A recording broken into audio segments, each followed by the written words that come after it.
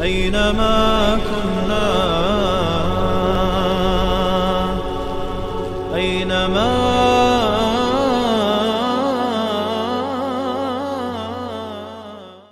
السلام علیکم و رحمت الله و برکاته. خوش آمدید دوستان به برنامه رمضانی. حدیث ما امروز به شخص مسافری که در سفر است. برای او اسلام رخصت داده است که روزش را افطار بکند، باکی ندارد. عبدالله ابن عباس میگویند که پیامبر صلی الله علیه و سلم در سال 8 هجری در ماه رمضان به مکه برآمدند که این سبب نصرت و فتح مکه بود.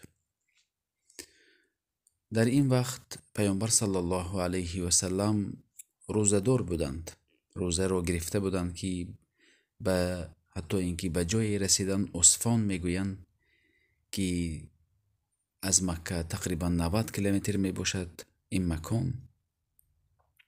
وقتی که مردم را دیدن که بعد نماز عصر در مشقت است، زیرا پیامبر صلی الله علیه و سلم به جنگ برآمده ایستاده بودند.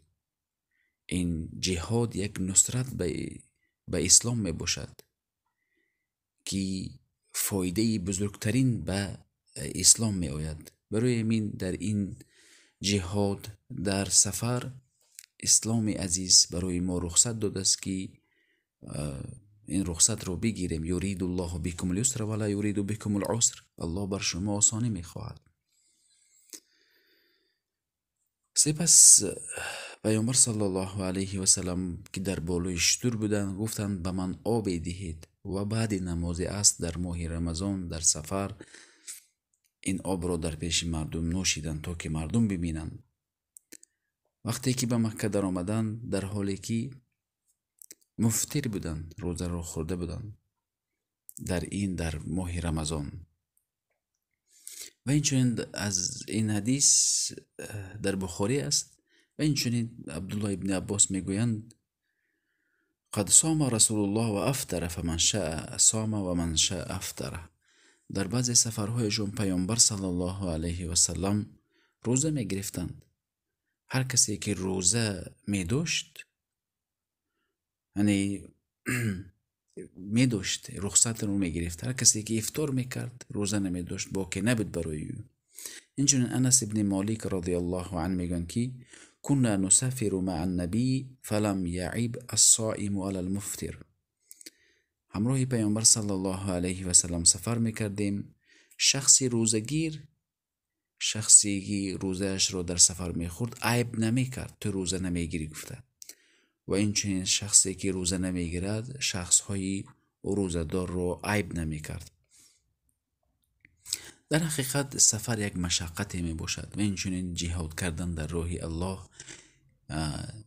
الله افطار کنید گفته است، زیرا انسان در حالی که روزه نمی گیرد او مقابل دشمن پرقوت و غالب می آید. برای همین اسلام عزیز آسان کرده است، رخصت داده است که شما در سفر، در جنگ، در جهاد روزه رو بخورید، باکی ندارد. بنابر همین هر شخصی که در سفر روزهش رو میخورد به او کسی ملامت نکند. این از روش منهج پیامبر صلی الله علیه و سلم نیست.